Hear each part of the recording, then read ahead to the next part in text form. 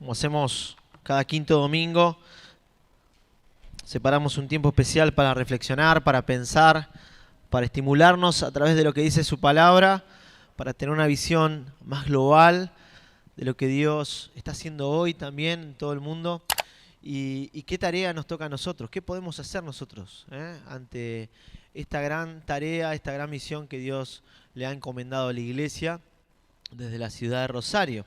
Y arrancamos esta serie hace unos meses atrás y lo primero que vimos es que el Dios viviente es un Dios de propósito global. Dios tiene un propósito global para todo el mundo. Y lo ha manifestado desde el principio. Hemos visto Génesis cómo a través de Adán y Eva también Dios les encomendó de que llenaran la tierra, para que pudiera la imagen de Dios ser esparcida por todos lados.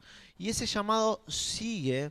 Y lo seguimos viendo, ¿no? A través de Noé, lo vimos a través de Abraham y hoy está presente también. El deseo de Dios es bendecir a todas las familias de la tierra, a todas las etnias de la tierra. Y esto es lo que vimos al principio y fuimos creados para vivir con un propósito. Dios mismo vive con un propósito. Y Dios nos ha dado este propósito que trasciende nuestras propias vidas. Esta es la historia de Dios y eso es lo segundo que vimos en esta serie, que es la historia de su gloria.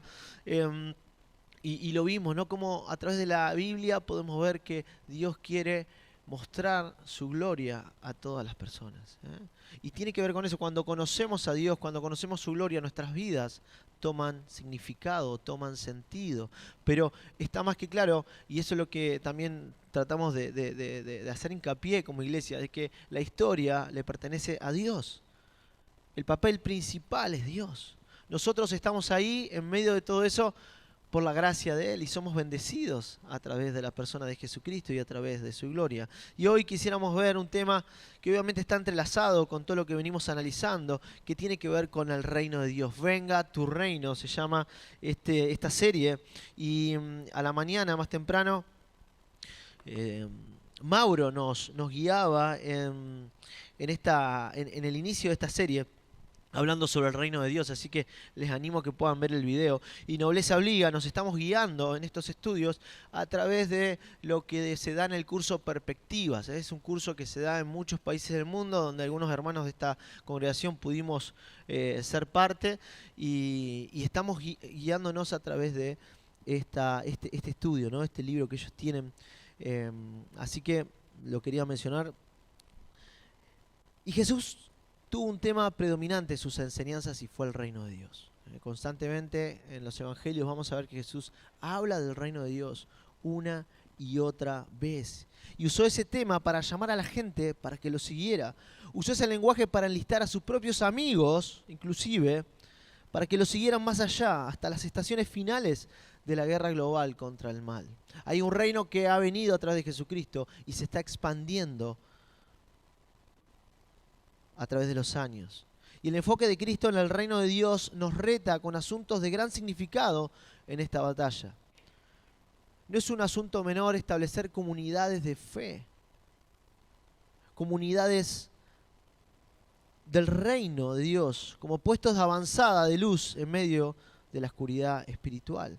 El pastor Carlos la semana pasada nos hablaba de ser que somos reyes y sacerdotes y que la iglesia no tiene una postura defensiva, sino todo lo contrario.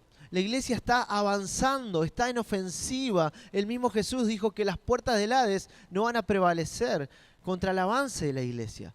El reino de la luz está avanzando. Aunque nosotros veamos, como decía recién Mauro, que todo esto se viene a pique, el reino de Dios sigue avanzando, sigue creciendo. Y en estos últimos tiempos, el avance del evangelio ha sido extraordinario. Nunca antes el evangelio había llegado a tantas personas como en estos últimos tiempos. Y es una gran señal de que el Señor viene pronto.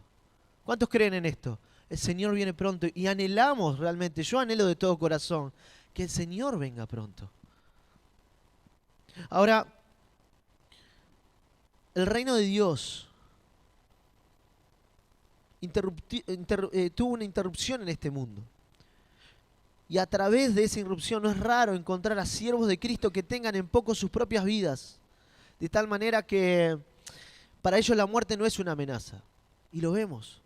Son personas que oran, que trabajan arduamente, que buscan al Señor de todo corazón. Y que siguen y hablan del reino de Dios y anhelan que se haga la voluntad del Padre en la tierra así como se hace en el cielo. Tal búsqueda del reino de Cristo es el corazón de toda verdadera esperanza, es la esencia de toda oración. El reino de Dios es el centro de toda misión. Y temprano, como decía recién Mauro en la escuela dominical, nos mostraba que el reino de Dios vino a destruir. Es decir, la obra de Dios a través de Jesucristo, su vida, su muerte, su resurrección, su entronación, vino a manifestar y a destruir la muerte, Satanás, el pecado. Y ese reino avanza. Y este reino de Dios obra en este mundo mediante el poder del Evangelio, mediante lo que Dios hizo a través de su Hijo Jesucristo. Y tiene la intención de seguir obrando a través de ¿quiénes? A través de los que estamos acá. Aquellos que hemos decidido seguir a Jesús.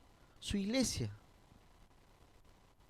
En esta oportunidad quisiera enfocarme en algo en particular respecto al reino de Dios, y es en la oración. La oración. La oración que tiene como objetivo que el nombre de Dios sea exaltado, sea honrado, sea glorificado.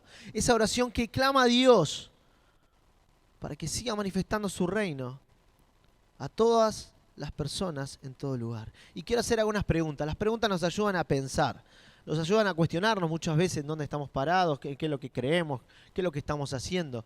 Y quiero hacer algunas de ellas. No hace falta que contesten. Si quieren, háganlo, pero no, son más retóricas. ¿Oramos para que el reino de Dios siga estableciéndose en las vidas de las personas? ¿Estamos orando para que el reino de Dios siga viniendo en las vidas de las personas que aún no conocen a Jesús? ¿Clamamos al Señor para que nuevas puertas se nos abran para poder hablar del Evangelio a nuevas personas? ¿Son motivos de oración estas en nuestra casa, en nuestra intimidad? ¿Estamos orando por esto? ¿Intercedemos por aquellos misioneros, obreros, amigos que apoyamos y están en lugares donde el Evangelio es resistido y menospreciado? Oramos por los misioneros que apoyamos. Oramos.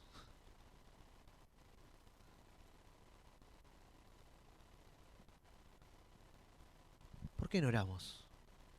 Si es que no oramos. ¿Y por qué no oramos para que este mundo sea transformado por el poder del Evangelio? Alguien dijo alguna vez que no oramos porque no creemos que la oración vaya a hacer alguna diferencia. Sin embargo, aceptamos con resignación que la situación no tiene remedio, que lo que es siempre será. Y creo que la mayoría está de acuerdo de que este mundo se viene a pique, ¿no?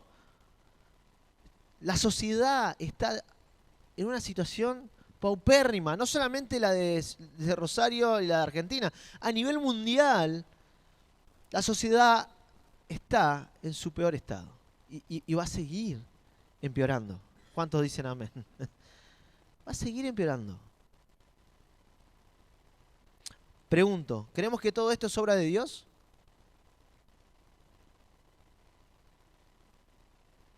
Me gustaría que respondan esto.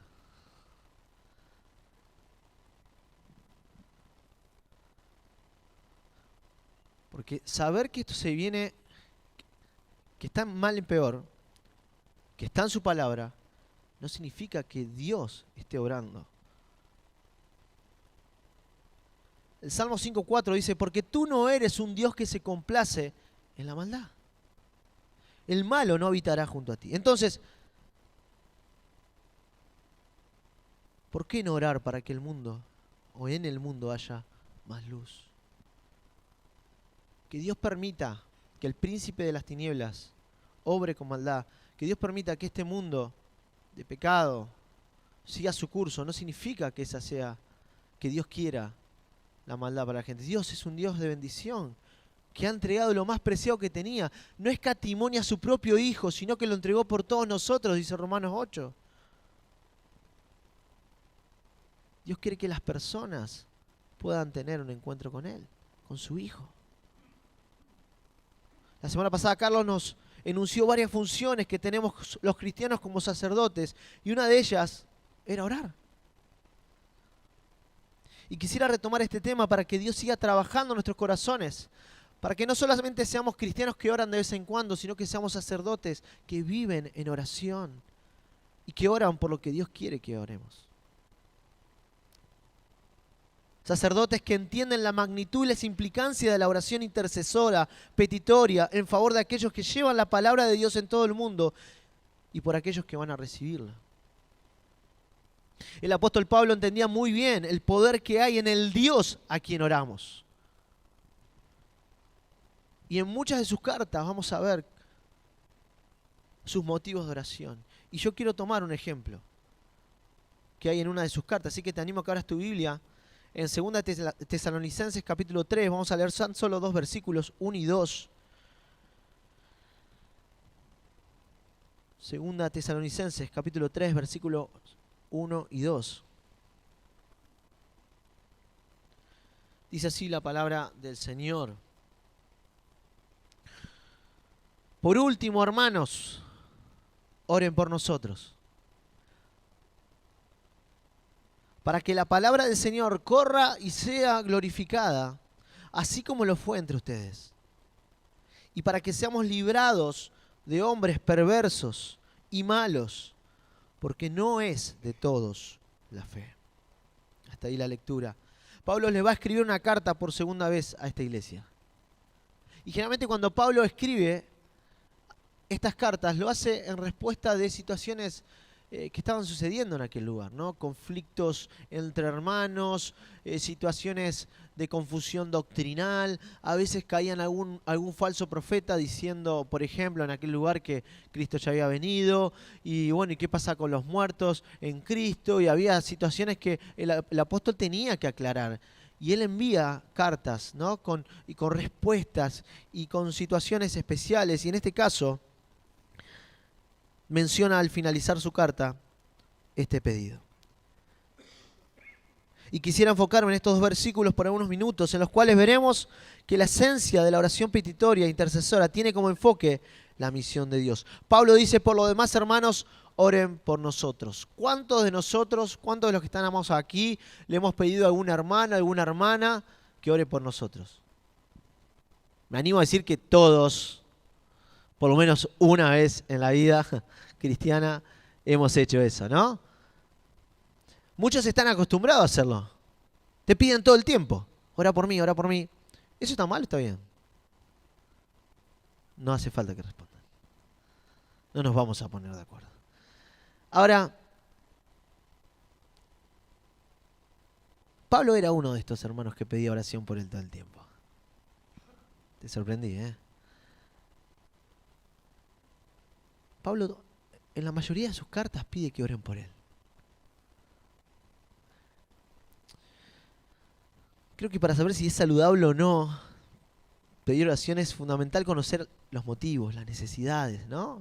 No sé si decir está bien o no pedir oración, pero creo que marca algo, expresa algo, los motivos de oración que acercamos a los hermanos, al pastor, etc.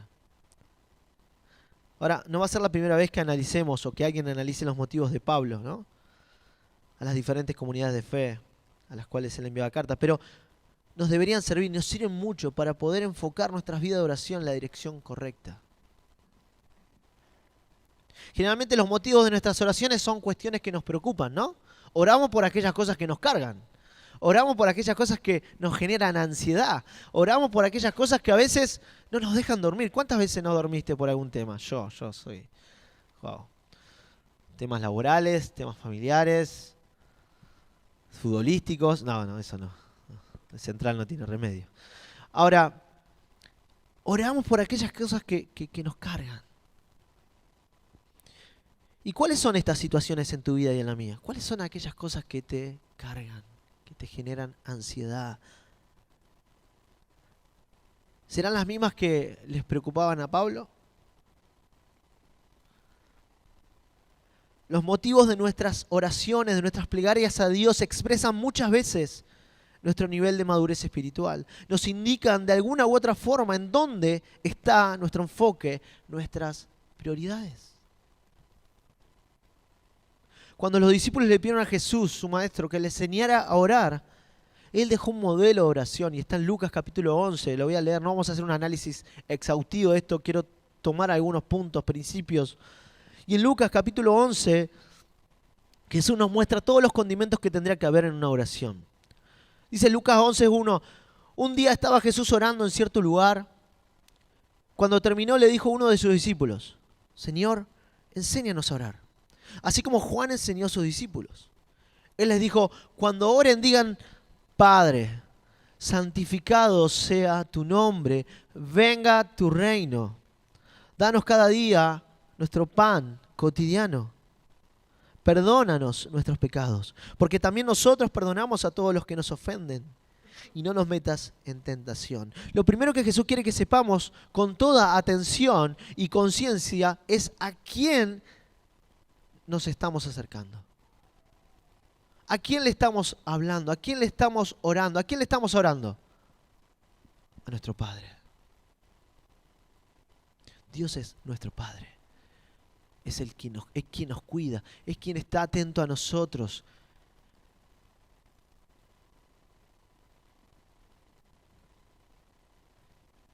Es quien nos ha entregado lo más preciado que tenía para salvarnos, para hacernos parte de su familia.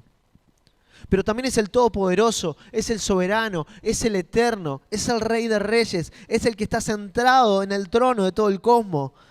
Es el 3 veces santo, es el creador del universo, el alto y el sublime, pero que atiende al humilde y al quebrantado de corazón. Nos acercamos a ese Dios grande, a ese Dios poderoso, pero que se compadece de nosotros. Seguido a esto, Jesús dice, santificado sea tu nombre. ¿Qué entendemos con esto? A mí me costaba entenderlo. Santificado sea tu nombre. ¿Qué es lo que Jesús está pidiendo acá? ¿Qué es lo primero que va a mencionar Jesús en su oración modelo? Lo que va a pedir está íntimamente relacionado con lo que va a seguir en la oración. Tiene que ver con el deseo de Jesús de que su reino venga. El propósito de Dios es que su nombre sea santificado. ¿Qué quiere decir esto? Que su nombre sea revelado, conocido, para que sea honrado, para que sea exaltado. Jesús dice, Padre, que tu nombre sea exaltado por todos. Y para que su nombre sea exaltado, para que su nombre sea honrado, tiene que venir su reino a la vida de las personas. Si no, ¿cómo pueden honrarle? ¿Cómo pueden adorar a un Dios que no conocen?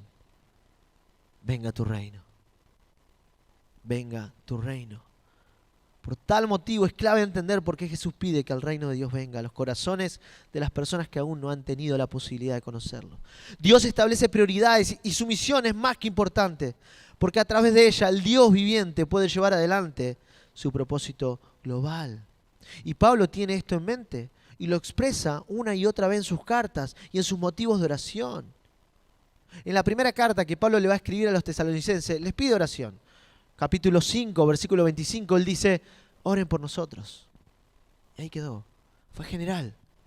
Oren por nosotros. Pero en su segunda carta, lo que leímos recién, dice, oren por nosotros, pero fue más específico. Pidió algo en particular para ese tiempo en el cual ellos estaban pasando.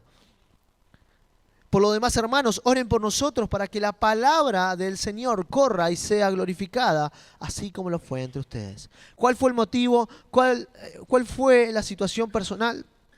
Perdón, ¿cuál fue el motivo? ¿Fue alguna situación personal que Pablo mencionó? Sí. Porque para Pablo, lo que pasaba por el corazón de Dios era personal, como debería serlo con nosotros. Que la palabra de Dios corra y sea eficaz y sea glorificada, tiene que ser algo propio nuestro. Es parte de la iglesia. Somos sus hijos. Lo que le pasa al corazón de Dios, lo que le duele al corazón de Dios, nos tiene que doler a nuestro corazón. Lo que goza, lo que le da alegría al corazón del Padre, nos tiene que dar alegría a nuestro corazón. Claro que Pablo pidió algo personal. Y fue justamente de que su palabra corra.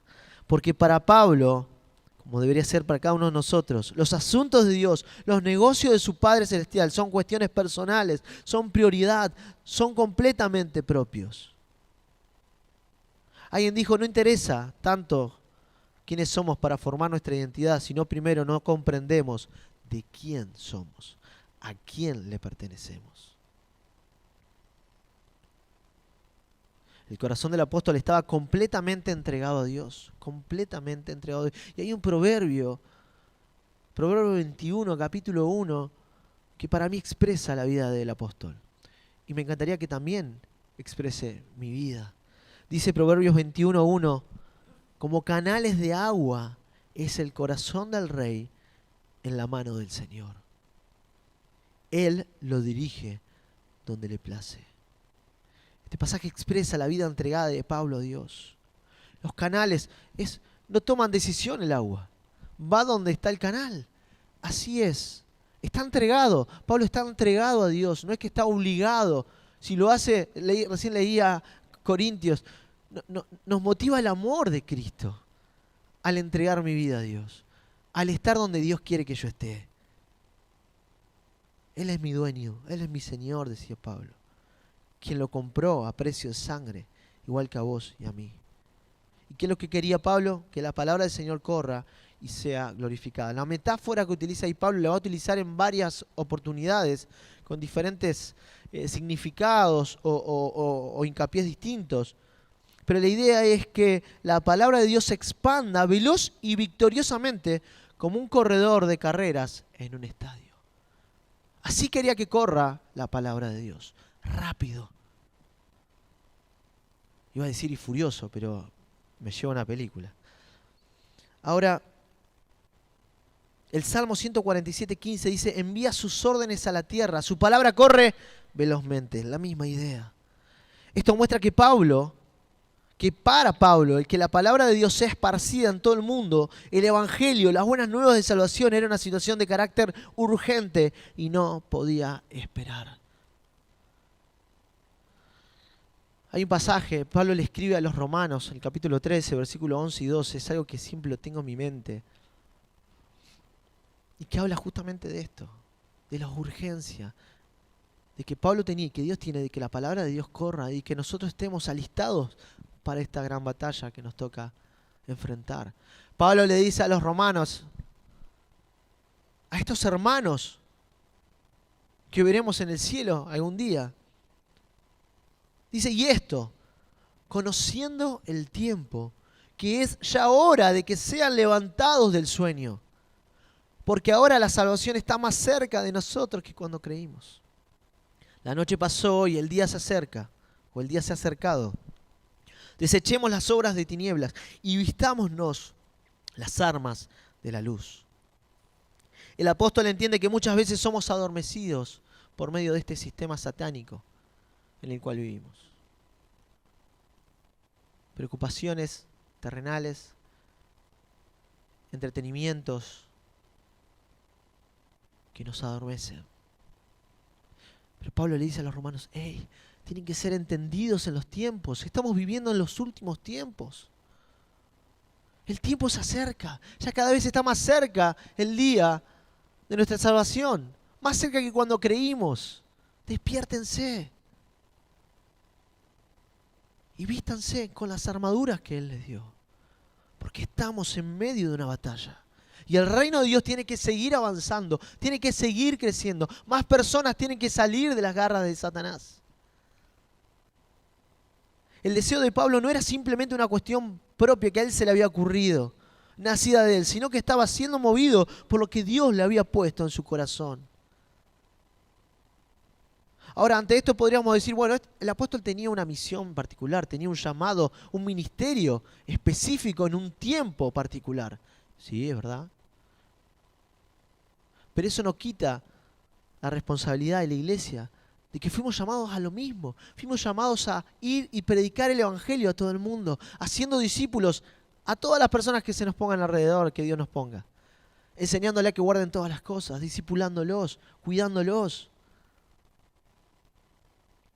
Es la misma tarea que Pablo, tal vez con algunas diferencias, obviamente.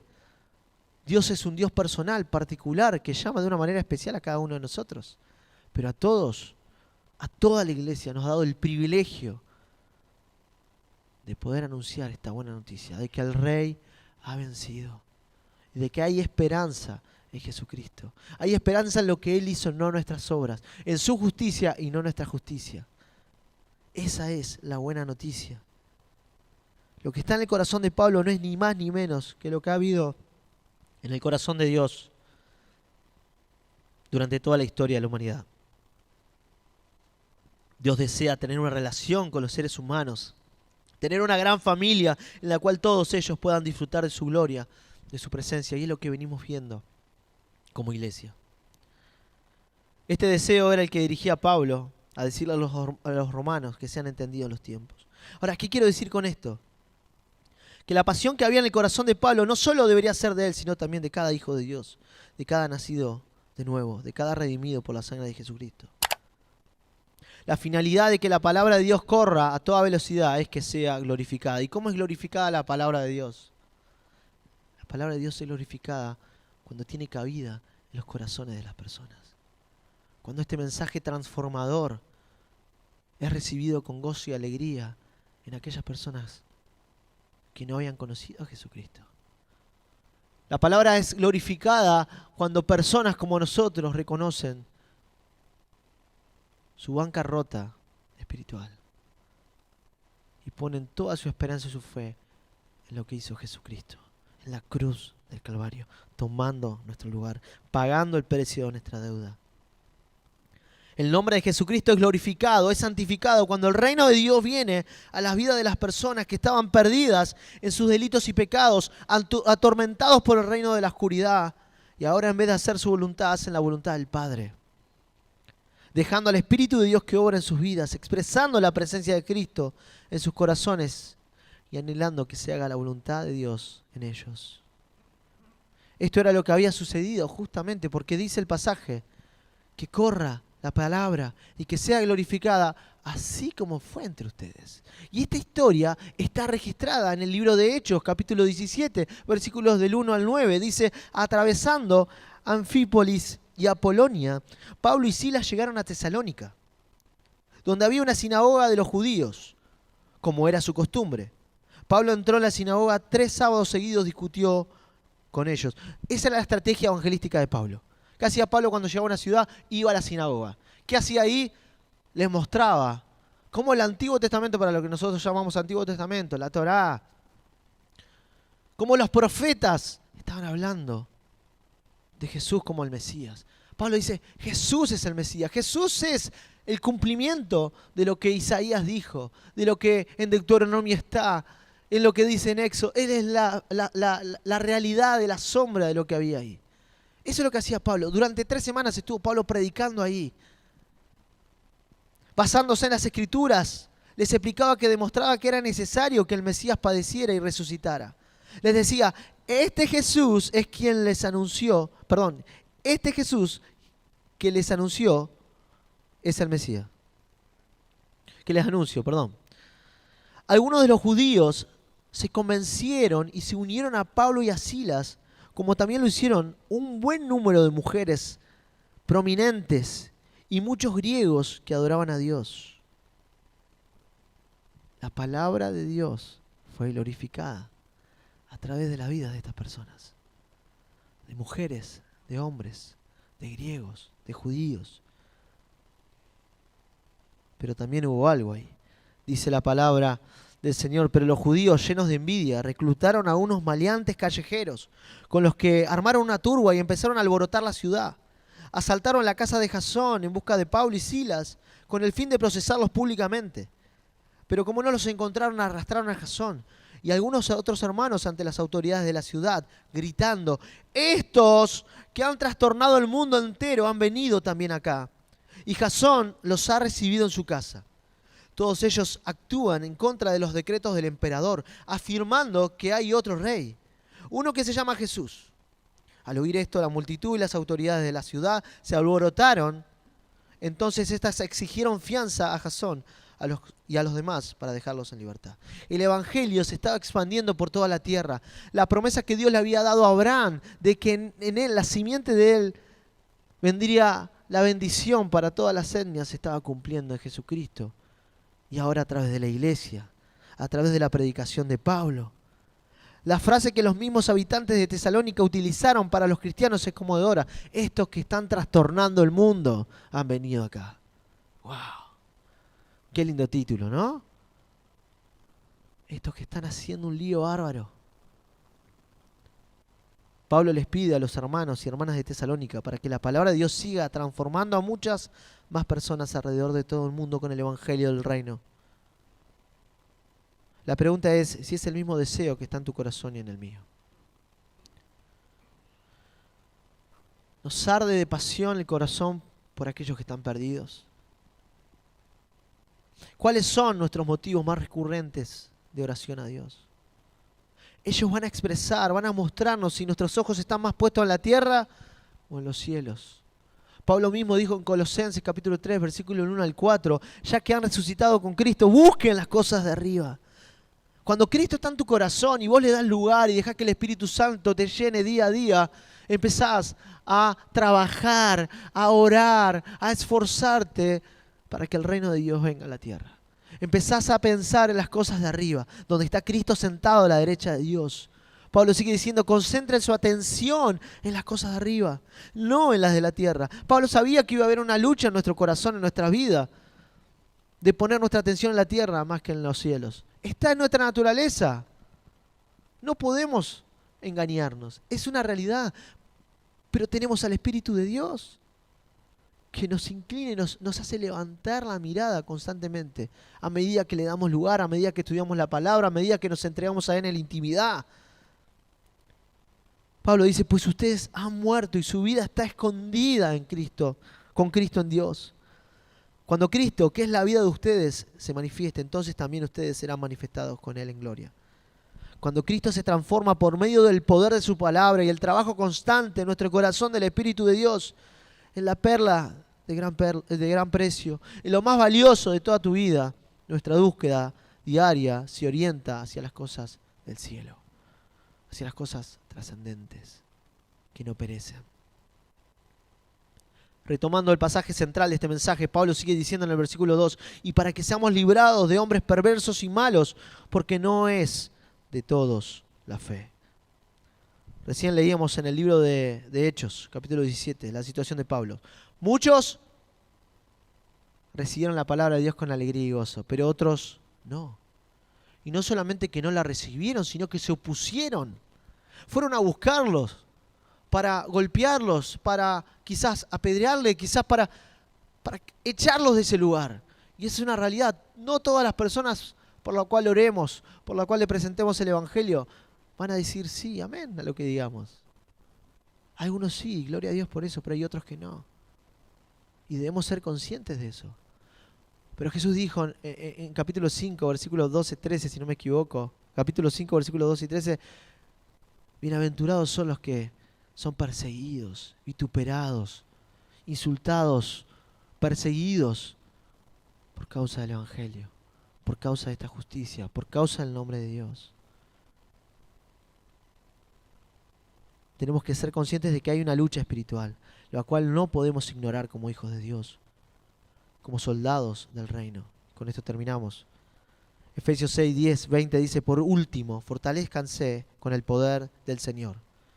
Pónganse toda la armadura de Dios para que puedan hacer frente a las artimañas del diablo.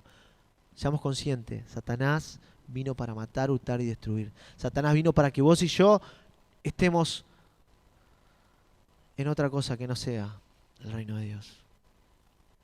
Que estemos distraídos, peleándonos entre nosotros, compitiendo entre nosotros y haciendo que las personas sigan enceguecidas.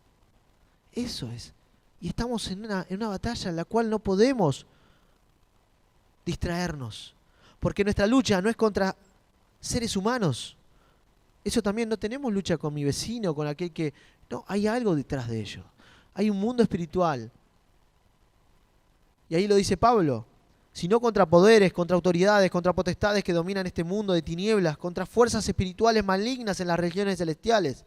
Por lo tanto, pónganse toda la armadura de Dios, nuevamente, para que cuando llegue el día malo, porque el día malo va a venir, puedan resistir hasta el fin con firmeza. Manténganse firmes, ceñidos con el cinturón de la verdad, protegidos con la coraza de justicia y calzados con la disposición de proclamar el evangelio de la paz. Además de todo esto, tomen el escudo de la fe, con el cual pueden apagar todas las flechas encendidas del maligno. Tomen el casco de la salvación y la espada del Espíritu, que es la palabra de Dios. Y escuchen, oren en el Espíritu cuando tengan ganas. No, en todo momento. No como a mí se me dé la gana. Oren en el Espíritu. En todo momento. ¿Cómo hacerlo, Pablo? Con peticiones y ruegos.